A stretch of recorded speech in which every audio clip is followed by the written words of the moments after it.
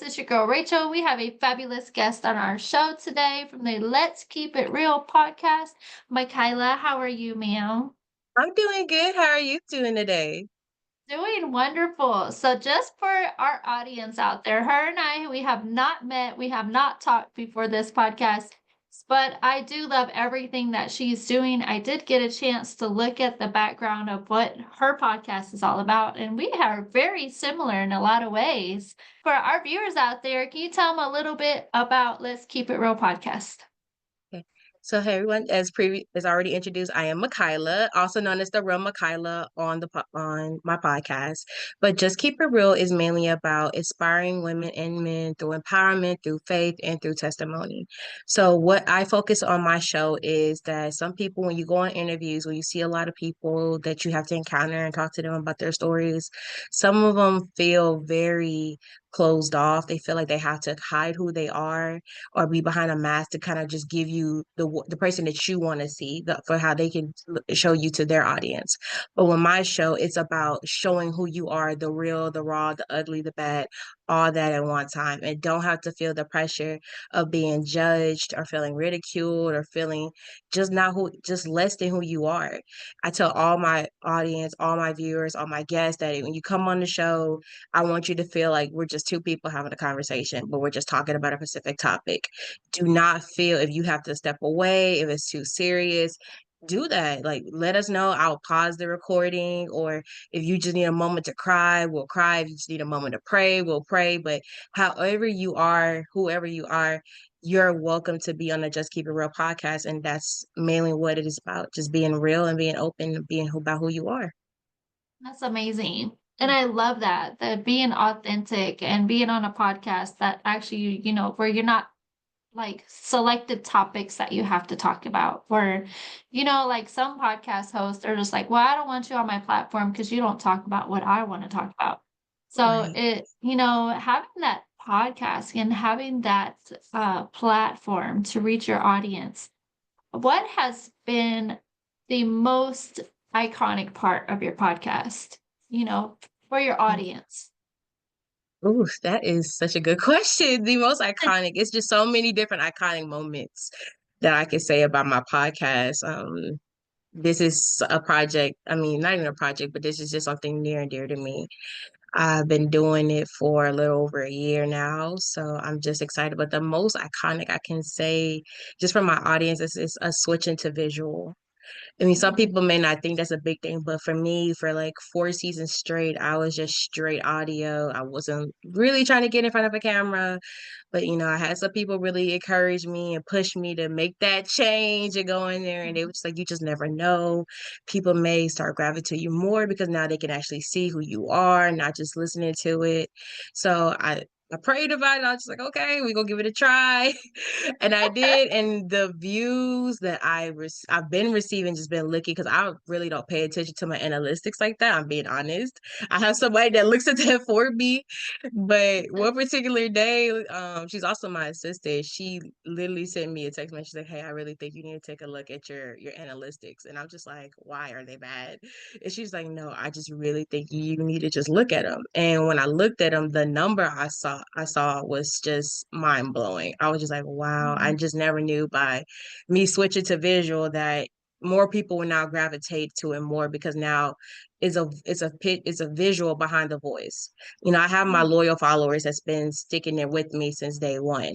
But now I'm getting new followers that's having a chance to now get to know me as a person, get to know my personality, and also get a chance to go back into my previous seasons and see how am as a host, just kind of getting the Mhm. vibe of the podcast. But that Right. I would say was the most iconic one was just like seeing the views after going to visual.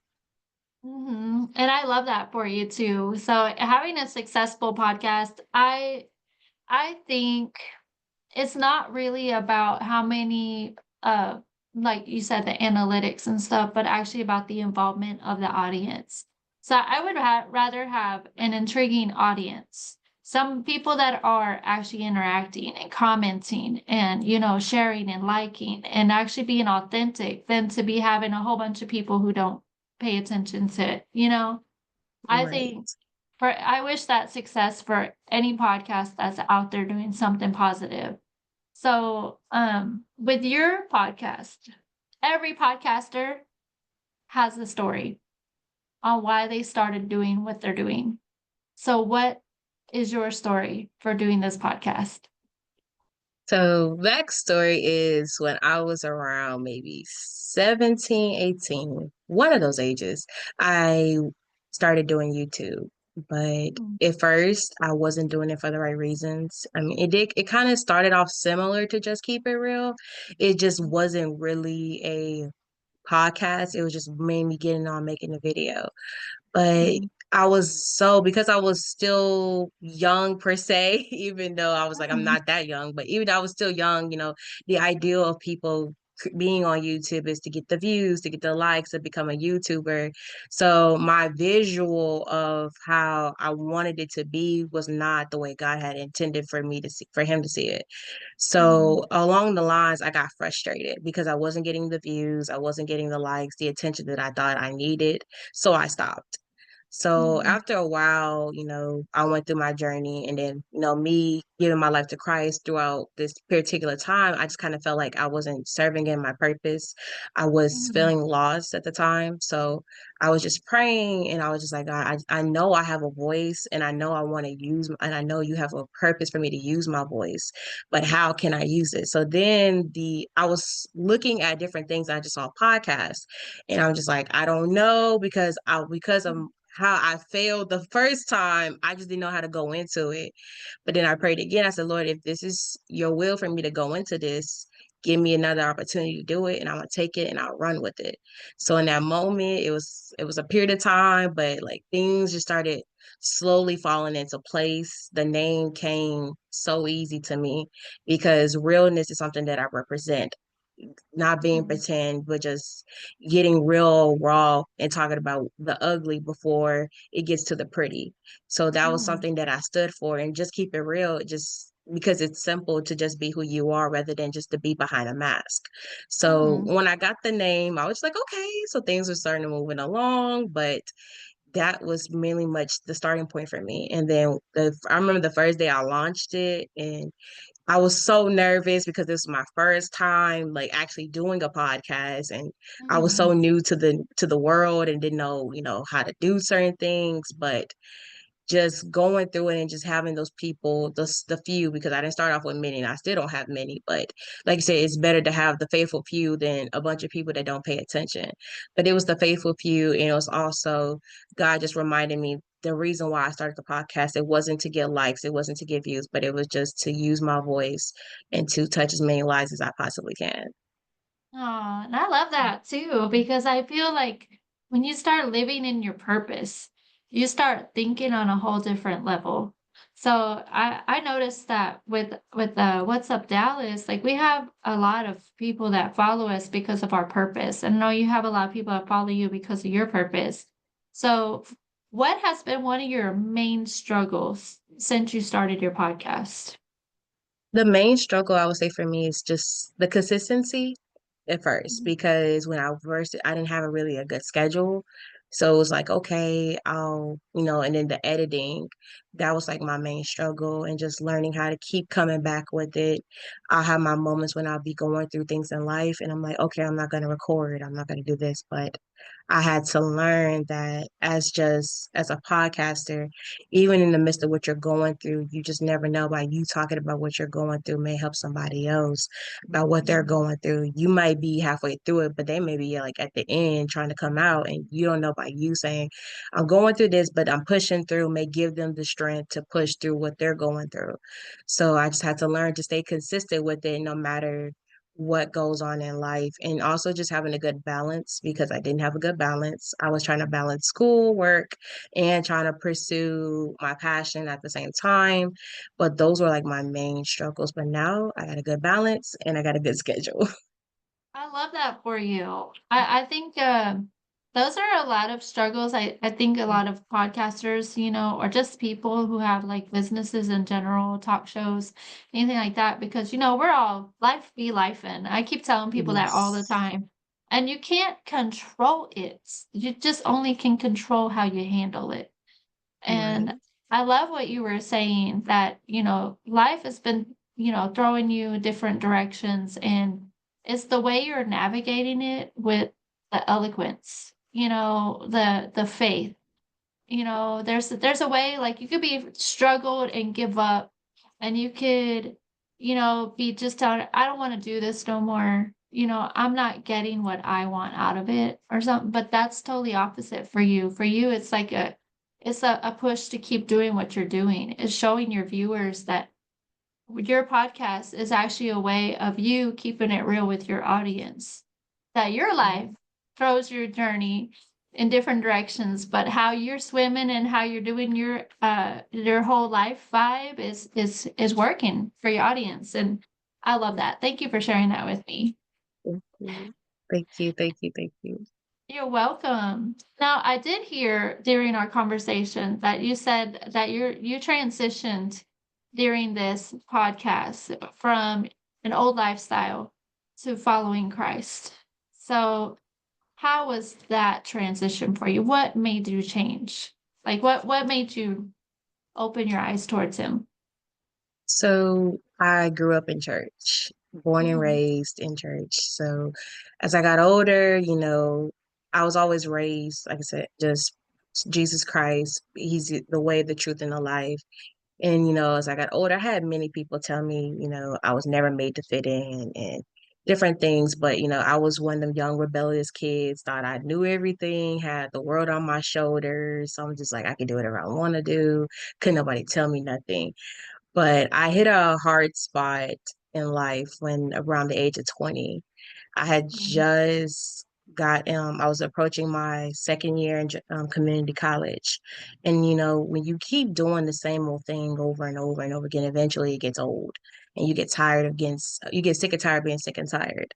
And I was mhm, doing the same thing all the time. And like certain things, I just knew that I was getting ready to transition, but I didn't know that at the time because things I used to do, like partying and doing everything and like staying out, hanging out with the wrong crowd, it just wasn't the same excitement that it was for me. And I tried to go, and I was an adrenaline seeker. So the more danger it was with it, the more hyped I was about it. So mhm, I would put myself in the most dangerous situations thinking that I was going to get some type of fulfillment out of it, and I didn't. And my biggest thing was is because me and my dad, we didn't have a good relationship. So I was never shown the love of a father. So a part of me doing what I was doing is because I was seeking to fill a void in my heart that had been there since I was a child. So I had finally hit to like a hard part where I was like, I'm just tired. And I would remember like the day before I gave my life to Christ, I was thinking about committing suicide because I just had a part. I was like, I'm just so sick and tired of doing what I'm doing. Nothing's working anymore. I don't know what I'm going to do. And I literally heard the enemy tell me, like, just kill yourself. Like, don't you want to end it all? Don't want to be in pain anymore? And at the same time, I wanted to, but at the same time, I knew like, no, I want to fight. Like, this not the end for me. Like, this doesn't have to be the end. Like, there's a better way. So it was like a tug of war. So there's nothing I could do in that moment but pray. Like, God, I don't know how. I said, but Lord, I just need you to help me because I don't want to mhm, be this way anymore. I don't want to continue to do what I'm doing. And it's literally the next day, like that Sunday, we went to church and my bishop preached a sermon, no more lip service, which pretty much saying like, you can't say that you are a follower of Christ and not living the lifestyle, which is something I was doing. I used to tell people, oh, I'm a Christian, I believe in Christ and everything, but my lifestyle didn't match up what I was saying because I was just mhm, living a double life. So in that moment, and like my eyes at that point, the scales came off. And I was able to really see that, man, if I die right now, like I'm thinking I'm going to heaven and I'm not, I'm gonna go to hell. So in that moment, like I could not wait for him to call altar call. I was so sad. My mom said it's funny because when my mom tells me, she said, the way you pushed me to get to that altar, and I was just like, did I really push you? But she was just like, she just knew, but she knew. And she's like, in that moment for her, it was just the most beautiful moment to just see her child, give my life over to Christ. And that's something she been talking to me about and been telling me, mhm, Michaeliaa, just give your life to him. I'm just like, no, I got all the time in the world to be saved. I'm good. But in that moment, I just realized like I need him and like I can't make it through life without him. So that was the mhm. best decision I've ever made. Amen. And I'm thankful that you were able to do that too. I mean, because I think the thinking that you came out of is a lot of the thinking that the world has right now. Like they feel like they have a lot of time. They feel like, the world is endless, full of possibilities. But no, you're given a certain amount of time, and only God knows how much time that is. Right. And I'm just gonna say, you're a very young lady. So this was how many years ago? This was in 2020, so and it's like Um, 2025, so probably about like it'll be 5 years. It's already been 5 years that I've been saved, yeah. but it's 5 years ago. Wow. I mean, to hear it, I mean, you're the same age as my daughter. So I'm just gonna say, to me, you're a very young lady, but you're a very mature lady. You're very, what's the word? You carry yourself very well. And I think that makes me respect you more because it's like your eyes are open to seeing how the world really is and that what you do in this world really does matter. And I just want to encourage you with that because I do believe you do need the encouragement, just like every other beautiful woman out there. But for some reason, something's telling me to encourage you to keep doing what you're doing because it's real, it's authentic, and I don't think the world has enough of it. I don't think the women have enough of it. I think men need to hear it from women that they matter too. So, I'll follow your podcast a whole lot more now. Like I feel like this is not gonna be our last interview because something's telling me to keep checking in with you. Or, like maybe check into a couple of special episodes because I think this is what the youth really needs to hear. The young adults need to hear. They need to know that there are young folks out there that have seen stuff that they haven't experienced and that is real. Um, so for my audience out there, okay, I just got real for a moment. All right. But that's what we're here for. That's what we're here for. Yes. Um, I just I just when you're telling me that your mom was happy when you went up to the altar that you gave your life to Christ, it made me think of my daughter. Because she was such a rebellious spirit. I think sometimes she still struggles with it. But the one day she told me that she turned her life over to Christ, I was like, thank God my prayers are answered. Um, because she also didn't have a really good father figure in her life as well. And I feel like it made her look at God differently than it did, looking at, what God's really about. So God's love is nothing compared to anyone else's. Right. God's love is nothing compared to any father's love here.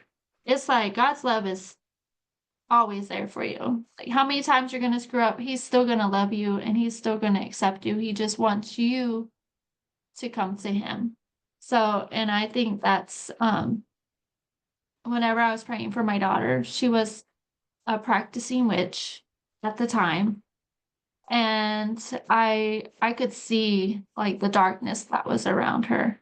And I resonate with your mom about that. That was the most beautiful story that my daughter told me. It was the most beautiful experience.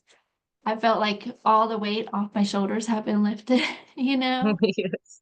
And I think that's a very beautiful thing. So that's a whole testimony in itself, girlfriend. Yes. Yes. And I know it kind of went off the edge there, but it's just that that's why we do these real raw interviews. This is why we talk like friends, like real conversation, because you never know what's going to come out. But Mhm. I do have another question for you. Yeah. So you've been doing this podcast for a long time, and you've had Yes. many guests on your show. Is there one guest that stood out among all the rest of them so far? Oh, that is a tough question.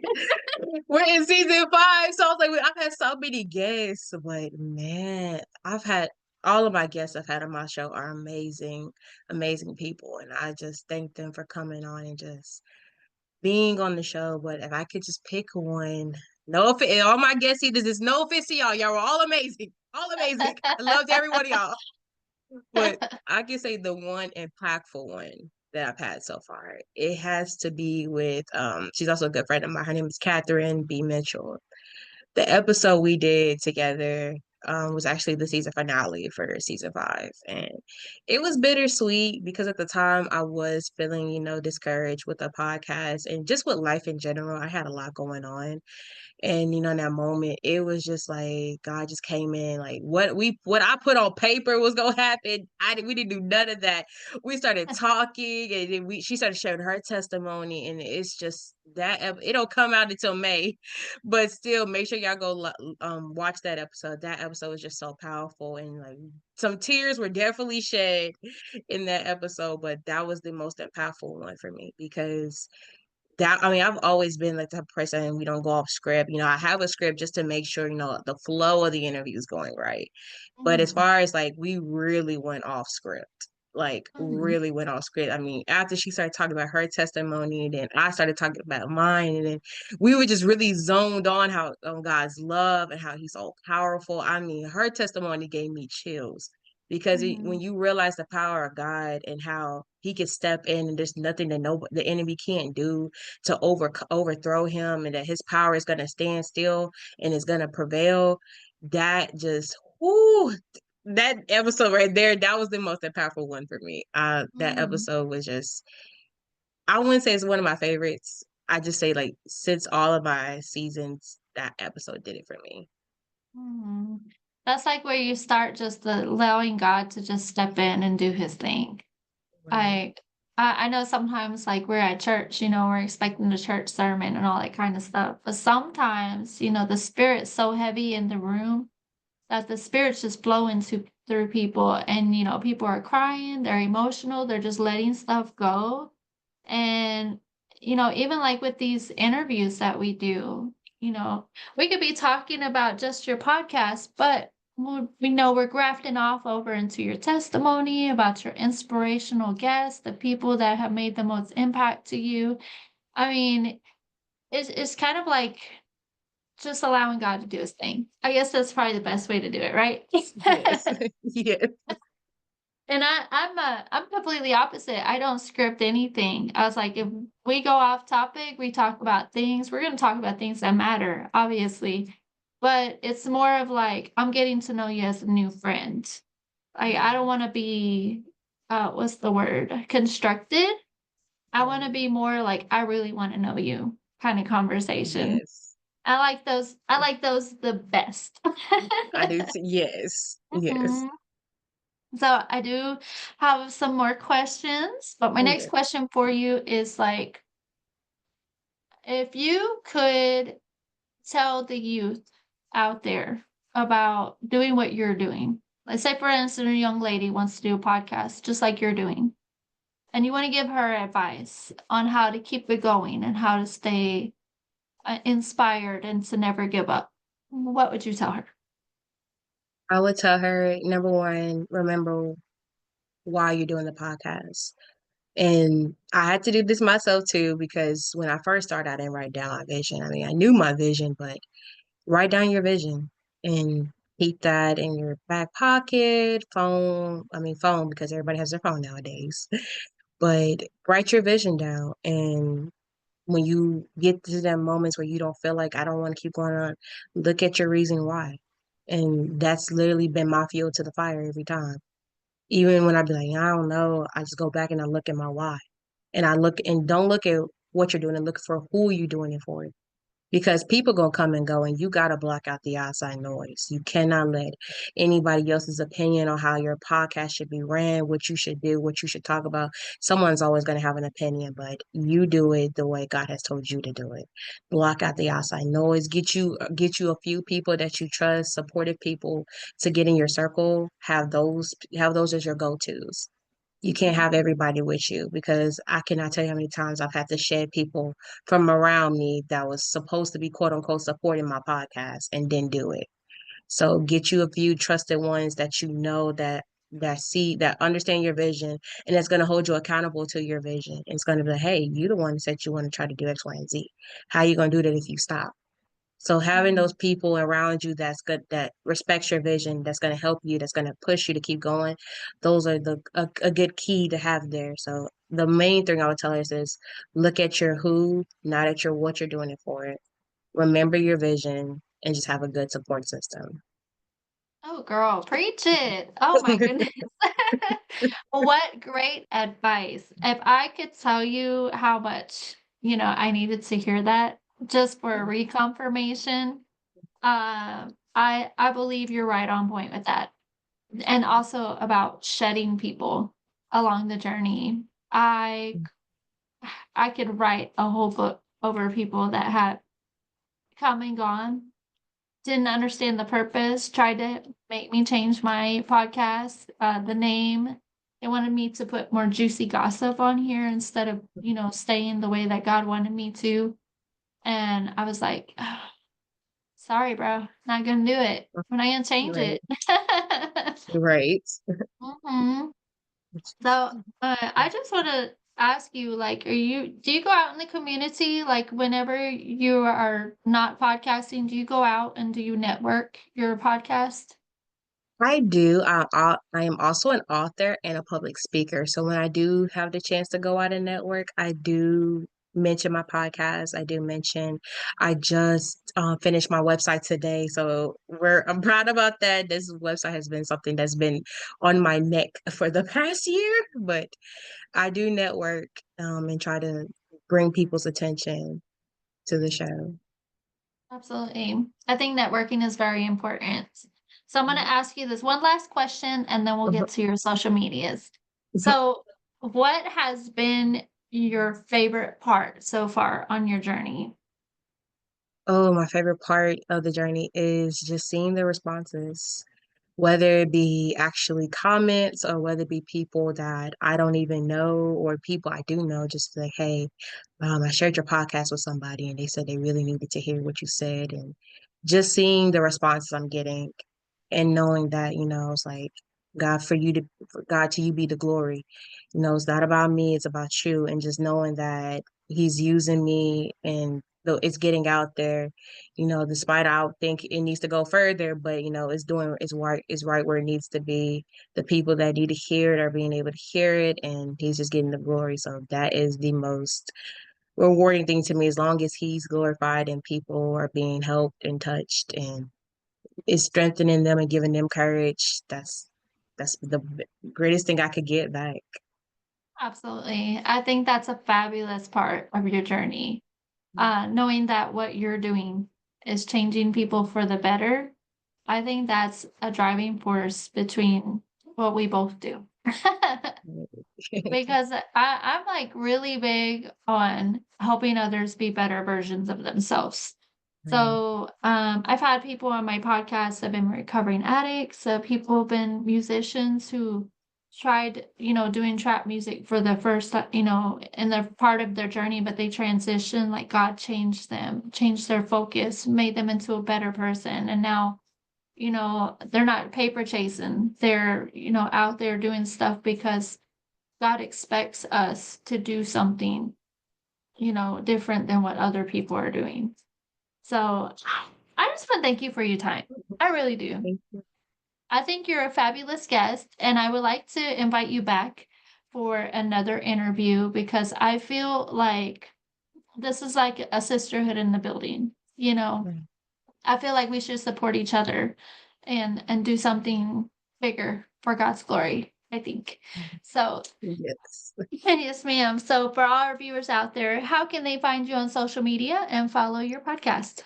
Yes. So I am available on TikTok, Instagram, and Facebook. On Instagram, I have two Instagrams. I have my one that's just like my content that I post on a daily basis, which is The Real Michaeliaa. The Real, all lowercase. Michaeliaa is spelled Michaeliaa. For my podcast, you can follow the Just Keep It Real podcast on Instagram as well.